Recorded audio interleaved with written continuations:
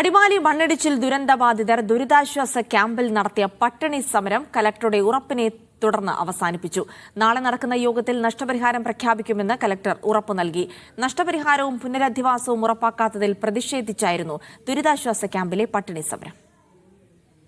44 കുടുംബങ്ങളാണ് അടിമാലി ഹൈസ്കൂളിൽ കഴിഞ്ഞ 5 ദിവസമായി പ്രവർത്തിക്കുന്ന ദുരിതാശ്വാസ ക്യാമ്പിലുള്ളത്. പുനരധിവാസം അനന്തമായി നീണ്ടതോടെയാണ് ക്യാമ്പിൽ പ്രതിഷേധമുയർന്നത്. രാവിലെ മുതൽ അടുക്കള പ്രവർത്തിച്ചില്ല. കൊച്ചുകുട്ടികളടക്കം പട്ടിണി കിടന്നു. ഞങ്ങൾക്ക് ഭയങ്കര മാനസികമായ ബുദ്ധിമുട്ടുകളാണ്. ഞങ്ങളുടെ ഒരു കാര്യത്തിന് ഒരു നിലപാടില്ല. ഇവർക്ക് അതിൽ മാറാനും ഇതിൽ മാറാനും ഒക്കെ പറയുന്നുണ്ട്. ഞങ്ങൾ അത് അംഗീകരിക്കില്ല. അല്ലെങ്കിൽ ഞങ്ങൾ പൊതുവായ ഒരു തീരുമാനം എന്ന് പറഞ്ഞാൽ ഈ നാളത്തെ അവരുടെ ഇതിലും തീർപ്പായില്ലെങ്കിൽ ഞങ്ങൾ ഞങ്ങളുടെ ലക്ഷം വീട്ടിലേക്ക് തന്നെ മടങ്ങി ആ വീടുകളിൽ കൂടെ താമസിക്കാനും ഒക്കെയാണ് ഞങ്ങളുടെ തീരുമാനം. പ്രശ്നം പരിഹരിക്കാൻ കളക്ടർ ഇടപെട്ടു. നാളത്തെ യോഗത്തിൽ അനുകൂല തീരുമാനമുണ്ടാകും.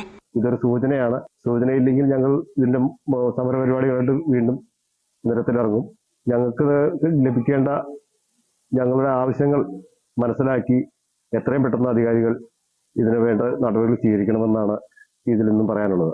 നഷ്ടപരിഹാരവും പുനരധിവാസവും ദേശീയപാത അതോറിറ്റി ഏറ്റെടുക്കണമെന്നാണ് നാട്ടുകാരുടെ ആവശ്യം.